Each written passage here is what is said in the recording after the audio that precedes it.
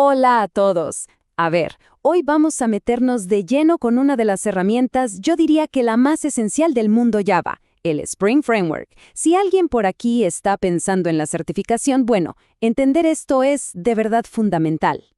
Y bueno, para arrancar, creo que hay una pregunta que todos nos hacemos, ¿no? ¿Cómo es que Spring, después de tantísimos años, sigue dominando el desarrollo en Java? ¿Cuál es el secreto? Les prometo que al final de esta charla, la respuesta va a ser súper clara. Ok, empecemos por lo básico, como debe ser. Para realmente captar por qué es tan poderoso, primero hay que tener bien claro qué es Spring exactamente. A ver, miremos esta definición. Parece simple, pero cada palabra aquí tiene su peso.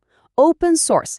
Eso significa que hay una comunidad gigantesca detrás, apoyando y mejorándolo. Ligero.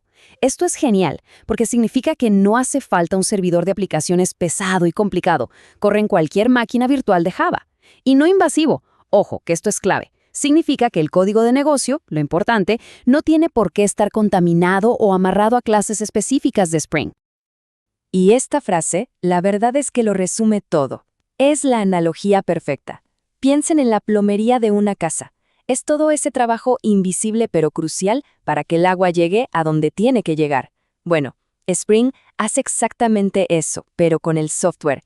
Se encarga de toda la plomería, la configuración, las conexiones, las transacciones, para que el equipo de desarrollo pueda concentrarse en lo que de verdad importa, la lógica del negocio. Entonces, ¿por qué los equipos lo eligen? Porque Spring es más que una simple herramienta. Es casi como un mentor de buenas prácticas. Te empuja a diseñar mejor el software, a separar las cosas, a no repetir código, y el resultado, ¿cuál es? Un código mucho más limpio, y créanme, muchísimo más fácil de probar. Y por si fuera poco, su capacidad para hablar con otras tecnologías como JPA o Kafka es simplemente impresionante.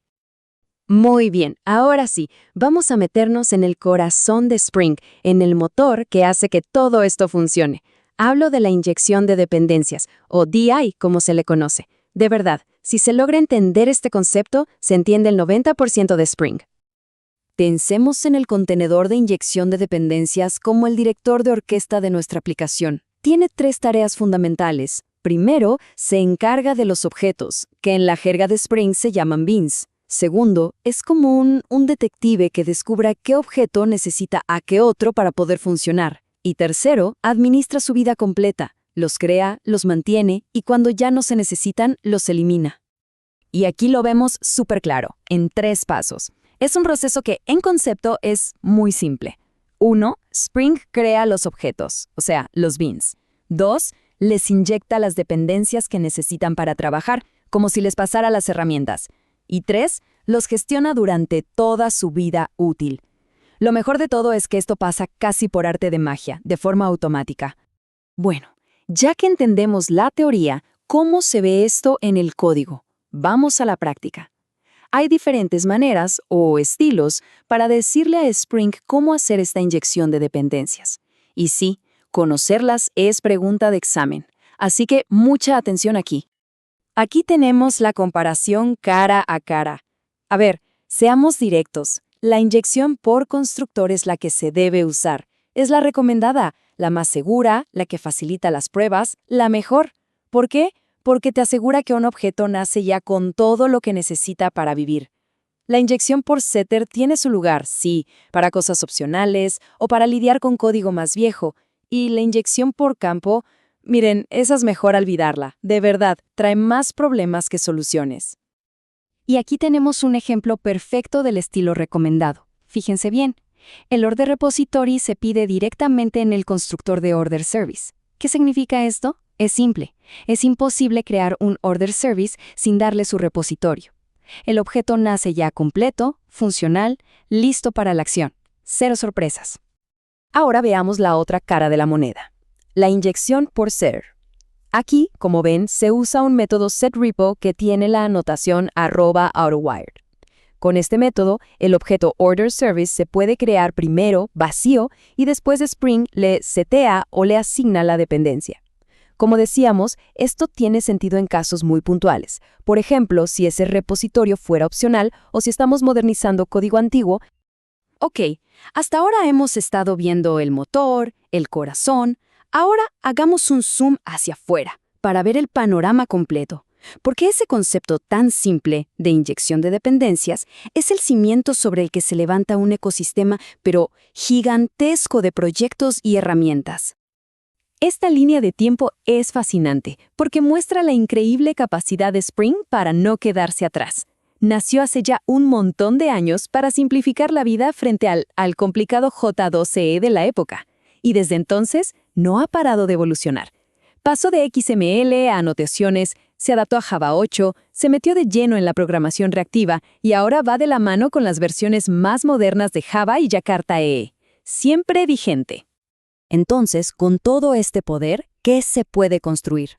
La respuesta es casi cualquier cosa que se nos ocurra en el mundo empresarial. Una aplicación web tradicional, hecho. APIs REST para un cliente móvil, por supuesto. Una arquitectura de microservicios compleja, es su especialidad. Y para la parte de los datos, se lleva de maravilla con todo. JPA, Hibernate, bases de datos, NoSQL, lo que sea. Y la cosa no para ahí. ¿Necesitamos seguridad? Spring Security es el estándar en Java. Punto. Hay que conectar con sistemas de mensajería como Kafka o RabbitMQ sin problema. Procesos que corren de noche, procesos batch, también lo cubre. Y por supuesto está totalmente diseñado para el mundo de hoy, el de la nube, los contenedores y Kubernetes. Bueno, hemos cubierto bastante terreno. Ahora, para quienes tienen el examen de certificación en la mira, vamos a hacer un resumen, a destilar todo esto en los puntos que sí o sí hay que saberse. A ver, esta es la lista de oro para el examen. Punto número 1, dominar pero de verdad el concepto del contenedor de inyección de dependencias.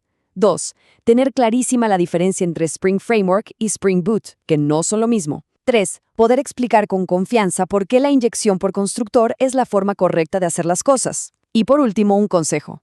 Aunque el XML ya casi no se usa, hay que saber reconocerlo, porque nunca se sabe. Podría aparecer una pregunta capciosa sobre eso. Ok, una pequeña autoevaluación rápida. Pregunta al aire. ¿Cuál es el gran problema que viene a resolver la inyección de dependencias? Pensemos un segundo. Y la respuesta es el acoplamiento. La inyección de dependencias reduce drásticamente el acoplamiento entre los componentes. Al no tener que crear sus propias dependencias, los objetos se vuelven más independientes, y eso los hace muchísimo más fáciles de probar por separado. Todo el trabajo sucio de crear y conectar los objetos se lo delegamos al contenedor de Spring. Y vamos con la última, la pregunta del millón, la que de verdad separa a quien entiende el ecosistema moderno de quien no. ¿Cuál es la diferencia clave, la fundamental, entre Spring Framework y Spring Boot? Y aquí está la clave de todo. Pensemos en esto. Spring Framework es el motor de un auto de carreras. Potente, increíble, con todas las piezas para ganar. Y Spring Boot es el auto de carreras ya ensamblado, con un botón de arranque. Toma todo el poder del framework y lo hace increíblemente fácil de usar con su magia de la autoconfiguración y los starters. Entender esta relación de verdad no es solo clave para un examen, es clave para ser un desarrollador Java productivo hoy en día.